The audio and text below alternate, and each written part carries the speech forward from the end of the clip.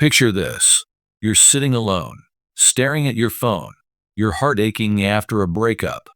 A flood of thoughts races through your mind. Should you text them? What if this one message changes everything? The urge to reach out feels overwhelming, almost like a lifeline to pull you out of despair. But here's the hard truth.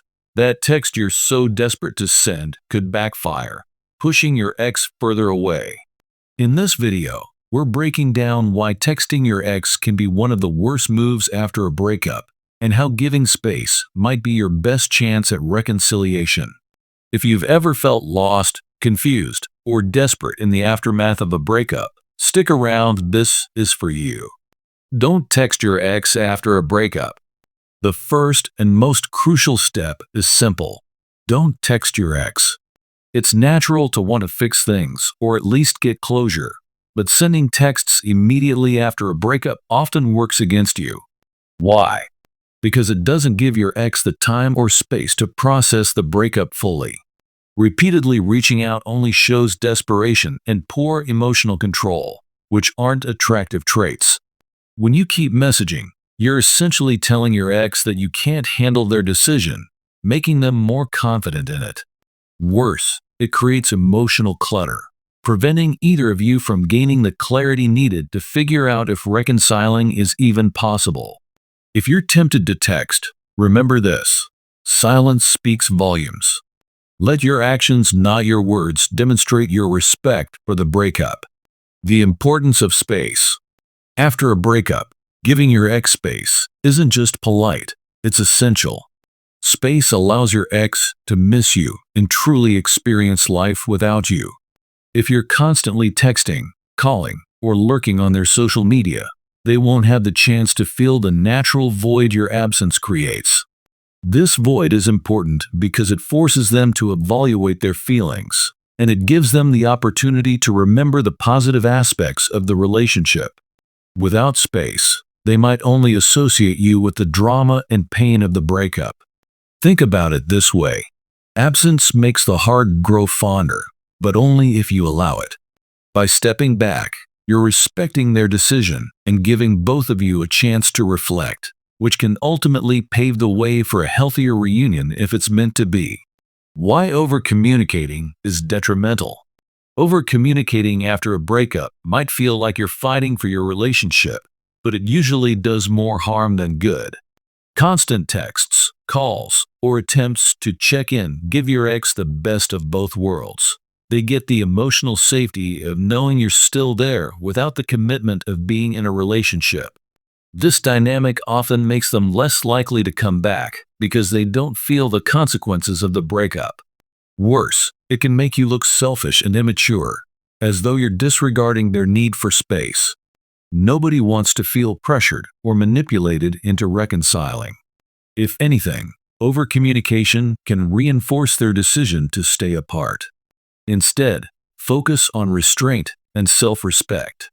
The less you reach out, the more confident and emotionally grounded you'll appear, qualities that are far more attractive than desperation. The role of missing you. One of the biggest reasons to hold back from texting your ex is to allow them to miss you. If your ex doesn't feel your absence, they have no reason to reconsider the breakup. Every time you send a text, you're reminding them that you're still there, making it easier for them to take you for granted. Think about it. People tend to want what they can't have.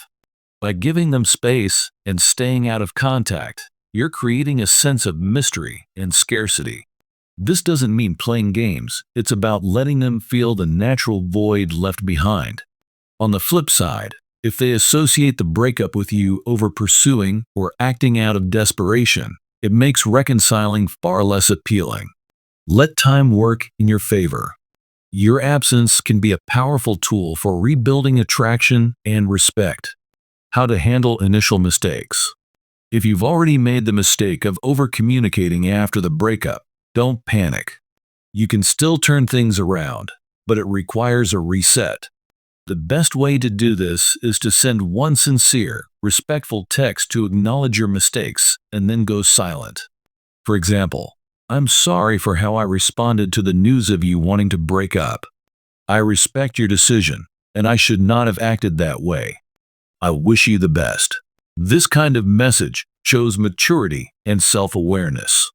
After sending it, stop reaching out entirely unless they initiate contact with something that genuinely requires a response. Silence after this text is key. It shows you're serious about respecting their boundaries and gives both of you the chance to heal. Remember, the goal isn't to manipulate them into coming back. It's to handle the situation with grace and dignity. Breakups are tough. There's no denying that. It's a time of emotional turmoil, self-doubt, and endless questions.